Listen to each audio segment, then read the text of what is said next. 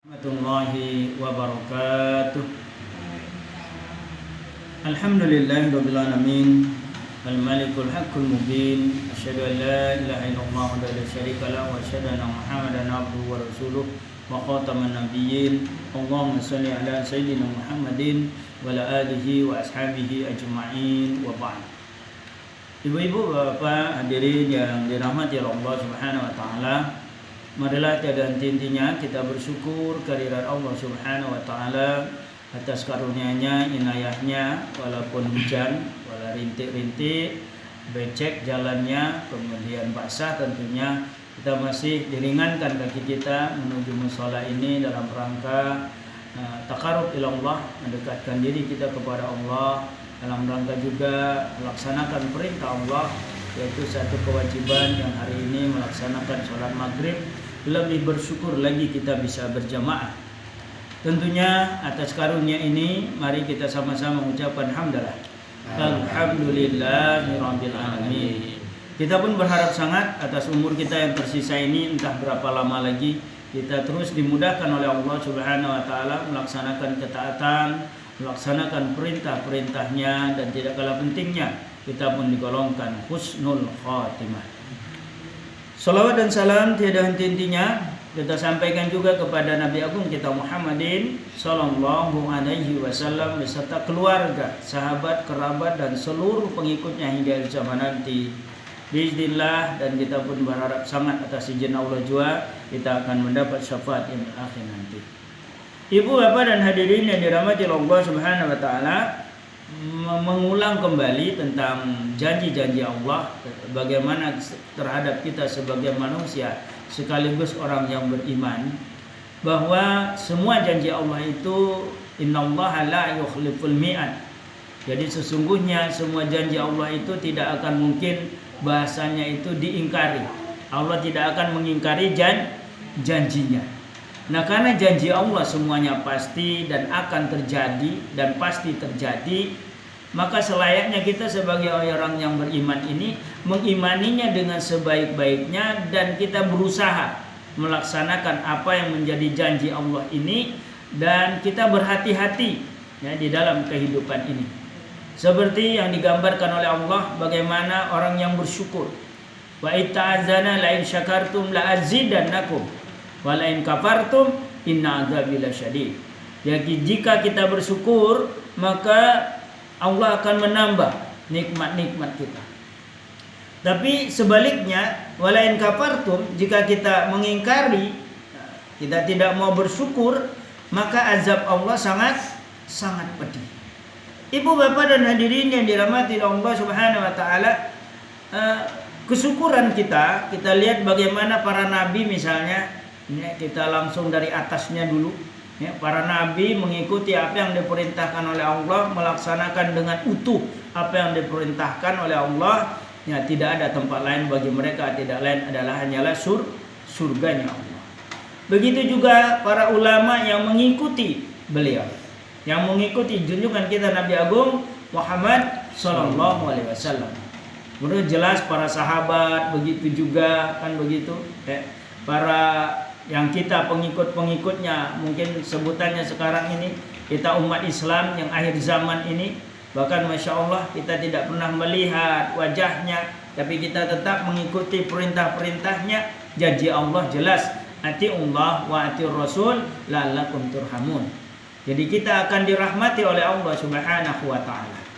Ibu, bapak, dan hadirin yang dirahmati Allah Subhanahu wa taala, bagaimana juga dengan mereka yang mengingkari janji-janji Allah? Kita lihat bagaimana Fir'aun yang tercatat sebagai tinta emas bahasanya itu di dalam Al-Quran, sampai-sampai karena memang diberikan Allah banyak sekali kelebihan, yang menjadi raja, hartanya banyak, kemudian dia tidak sakit, tidak pernah sakit, dia merasa dirinya itu sebagai Tuhan, ya, sampai-sampai dia mengaku dirinya sebagai Tuhan. Nah ini, karena mengingkari apa yang ditetapkan Allah, dia sebagai manusia mengaku jadi Tuhan, tapi sayang kematiannya hanya cuman kelelep, bahasanya begitu.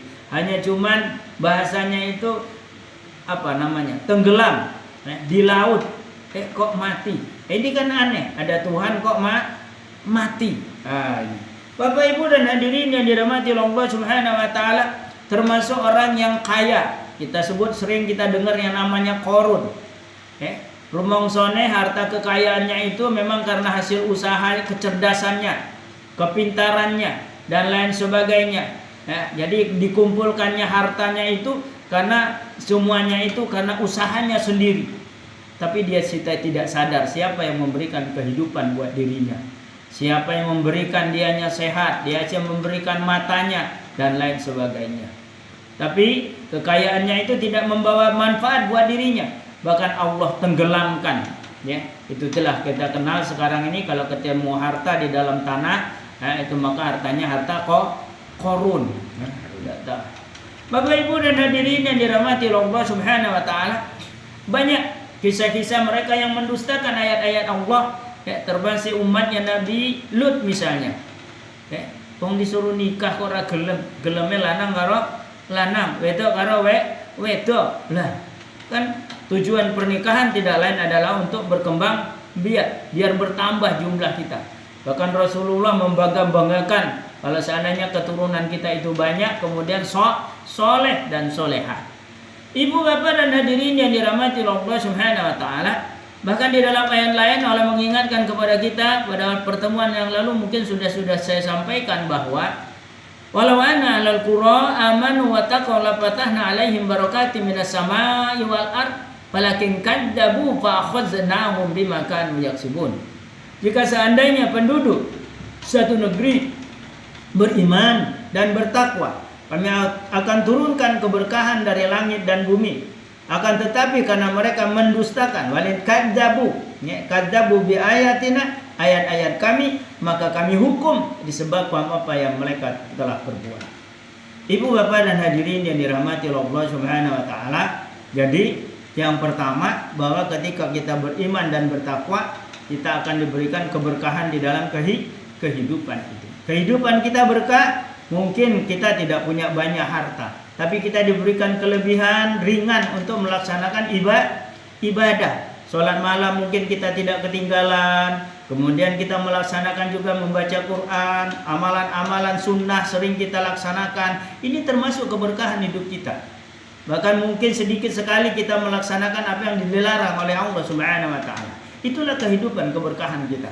Kita lihat banyak mereka yang panjang umur, banyak umurnya bahasanya begitu, tapi sholat saja juga tidak. Nah ini nauzubillah, ini bukan berkah umurnya, bukan dia bertambah umurnya, bukan bertambah kebaikannya, bahkan justru nauzubillah kalau seandainya dia tambah mengingkari ayat-ayat Allah. Bapak Ibu dan hadirin yang dirahmati Allah Subhanahu wa taala, nah dihukum sesuai dengan apa yang diperbuat. Kita lihat sekarang ini, sekarang kan musim hujan. Nah, musim hujan ini kan biasanya banjir. Iya, tidak salah memang.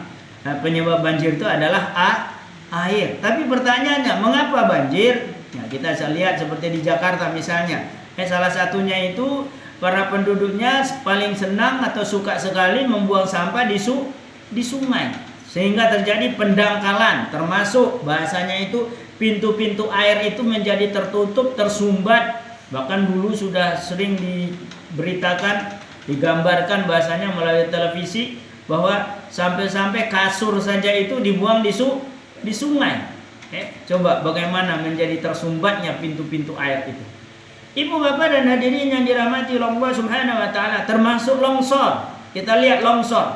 Mengapa longsor? Jelas salah satunya adalah penggundulan, alias mungkin posisi jalan atau sesuatunya itu terlalu curam, sehingga terjadi longsor. Sementara di atasnya tidak ada tanaman, tidak ada yang akan menunjang supaya jangan terjadi longsor. Dan hutan semakin digunduli, maka jangan disalahkan. Jadi longsor, kemudian banjir. Bahkan sekarang ini yang anehnya musim hujan tapi ada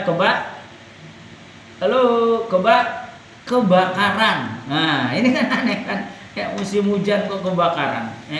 Nah, ibu bapak dan hadirin yang dirahmati Allah Subhanahu wa taala, belum lagi ketika kita melihat kenyataan juga fakta mereka yang mengingkari ayat-ayat Allah, dihukum di dunia ini dengan segala macam kepedihan, dengan segala macam siksaan lahir maupun batin.